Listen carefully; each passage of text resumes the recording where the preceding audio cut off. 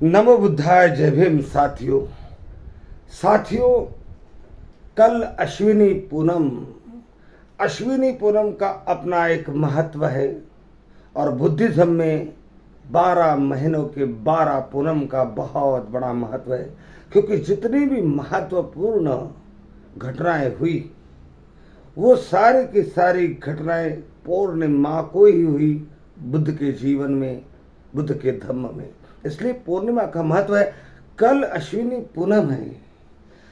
कल बुद्धिस्ट लोग सुबह ध्यान करेंगी, पंचशील ग्रहण करेंगी, अष्टशील ग्रहण करेगी और पूरा दिन शीलों का पालन करती हुई 4 ब्रह्म विहारों का उच्चारण करते हुए, स्मरण करते हुए बिताएंगे। शाम को बौद्ध विहारों में जाएंगे और पूनम के धम्म देशना का कार्यक्रम देखेंगे, सुनेंगे, श्रवण करेंगे।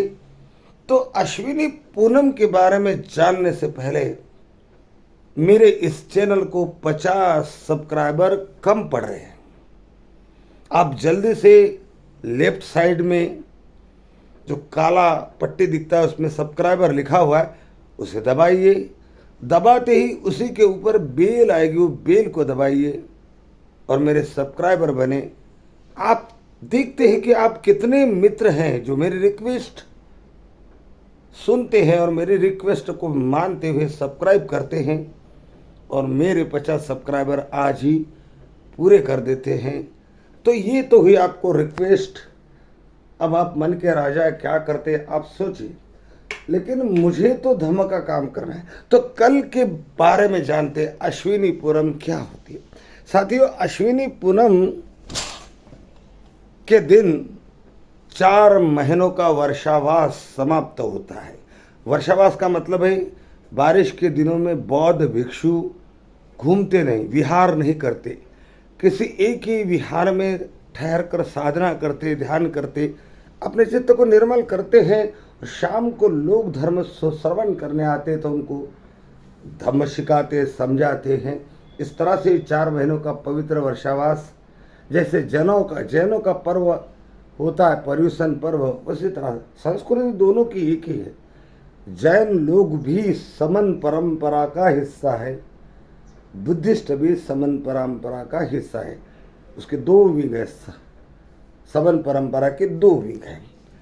तो कल अश्विनी पूनम को क्या हुआ था? तो चंड अशोक, जो तलवार के जोर पर अपने राज्य की सीमा बढ़ाना जानता था, इतना चंड, इतना हिंसक कि किसी भी व्यक्ति को भिंडी की सब्जी की तरह काट के रख देता था। वो चंड अशोक कलिंग के युद्ध के बाद जो नरसंहार देखा, लोगों के आक्रोश, रोने की चिल्लाहट देखी, दर्द की चीखें देखी, उसका मन बड़ा द्रवित हो गया, पिघल गया और वो लगातार मन की शांति के लिए घूमने लगा। बड़े बड़े मुनियों से मिला, ऋषियों से मिला, विद्वानों से मिला, ब्राह्मणों से मिला, लेकिन किसी के भी प्रवचन से उसके मन में शांति निर्माण नहीं हुई।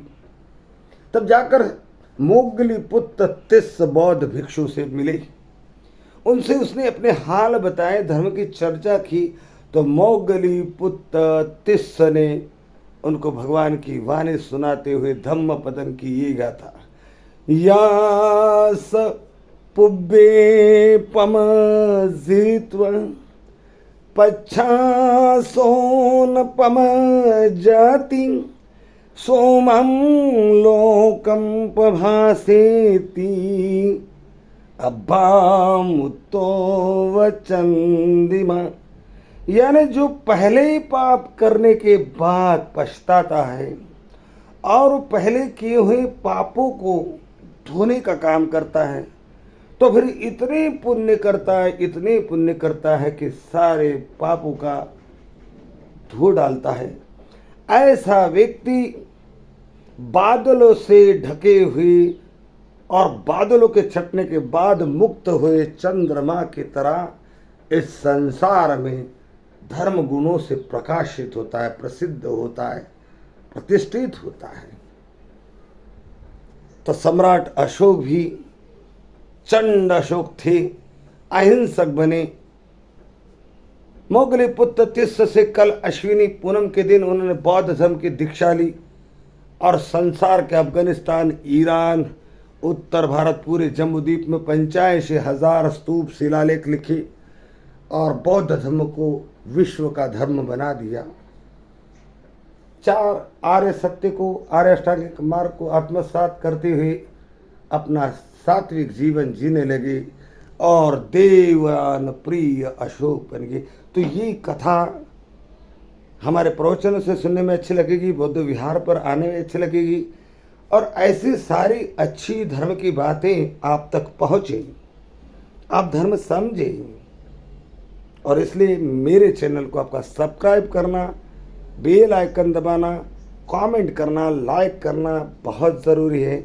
तो जो मित्र मेरे इस वीडियो को देख रहे हैं, आलस न करें, ईमानदार बने और इस तरफ सब्सक्राइबर लिखा हुआ है, दबाए, बेल आइकन दबाए, लाइक करें, कमेंट करें और ये वीडियो अधिक से अधिक मित्रों तक पहुंचाने का भी सहयोग करें ताकि लोगों को धर्म समझ में आ जाए। नमो बुद्धाय।